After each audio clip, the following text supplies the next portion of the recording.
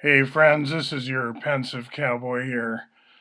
I'm not going to go back to the split frame format I used in the last video right away. I do think that worked pretty well, but I have a different set of topics. I am going to start with a little bit of show and tell with the books.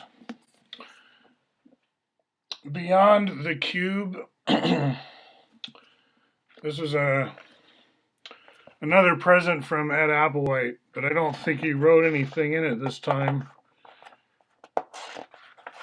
that I can see. It's the John Wiley and Sons, which is also where Bucky Works by J. Baldwin got published. I haven't talked a lot about J. Baldwin recently, but in past videos I have, and indeed this is a somewhat, I'm constantly going over the same things in this channel because I figure that's what you come here for. That's why I come here. It's for those specific. It's almost like a Bible talk, I'm afraid to say it. Okay, so because the themes are so constrained, right?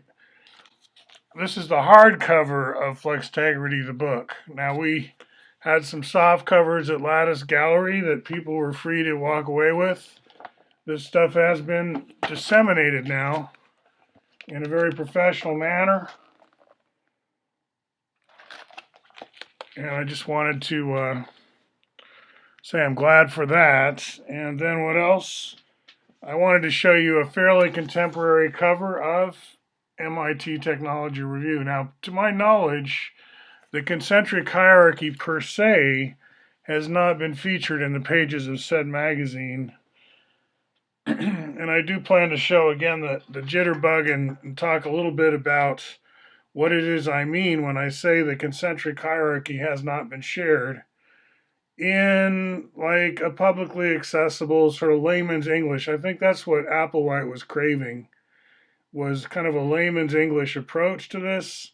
And where Fuller thought that was going to first happen was in connection with a virus. And the virus is, again, come back to this one, in the news, right? We've got the coronavirus, which, as I predicted, has a more technical sounding name at this point.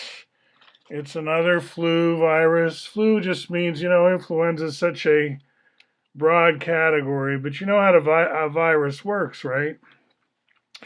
And what I wanted to show you is, if we were in that alternative universe where the Bucky stuff was of interest, we would be doing a lot more with number sequences, such as 112, 42, 92. Now, I already got that in my search buffer. So what is that going to take me to, right? It's going to take me to this famous number of points on the surface of a cuboctahedron, but then it says or icosahedron. And why is that? We've talked about that, right?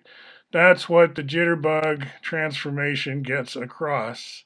It's showing why the number of spheres 12, 42, 92, 162 in this cuboctahedron, if distorted per this illustration from Synergetics, it would not lose you any balls. In other words, you would not lose any of the surface if you were to hollow out a cuboctahedron and twist contract it the way we're showing here per the jitterbug transformation.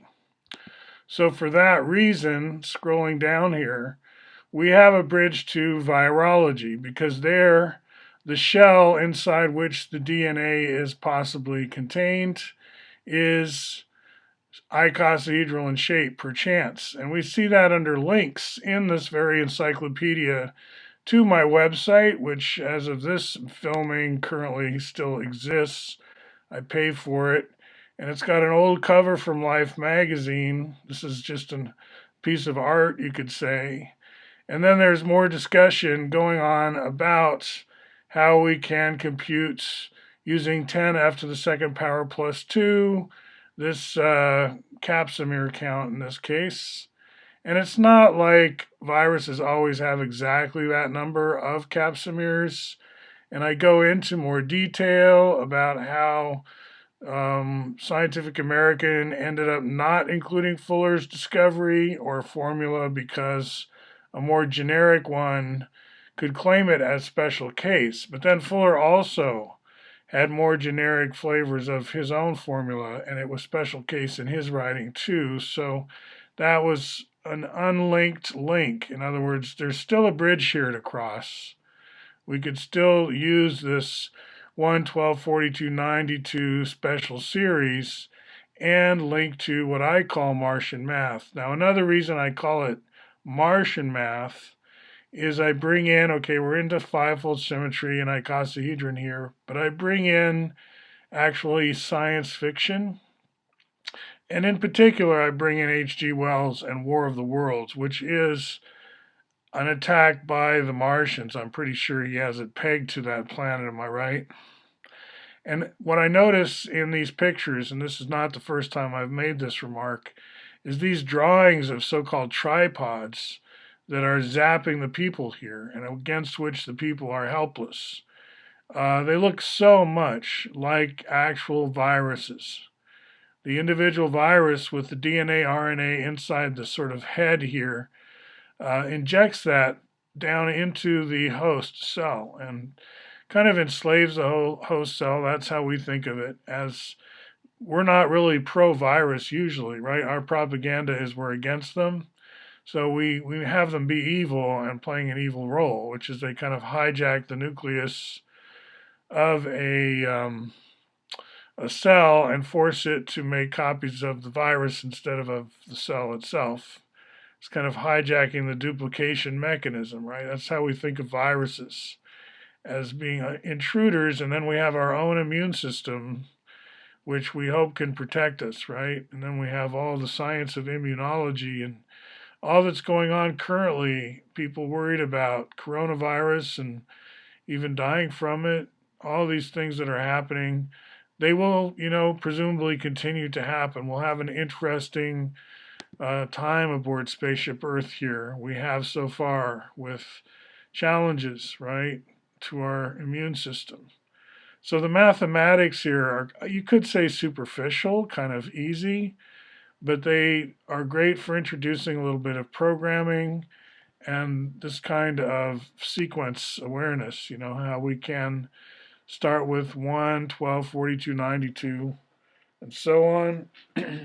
You can get these jitterbugs out there in different sizes and find the animations you want on the internet. And look for my School of Tomorrow repos on GitHub, 4D Solutions. And look at my other videos and start to solve more of this interesting puzzle. It all fits together. Good chatting with you, and I'm going to, at the very end of this, say it was a SpookyBall episode. I'm going to tell you that at the end. And I showed this to the kids I'm teaching on Fridays, and they're like, oh yeah, very familiar to them. This is a very easy to find sort of prop. It's not that special, I have to admit it. And thank you for your attention. We'll talk to you again.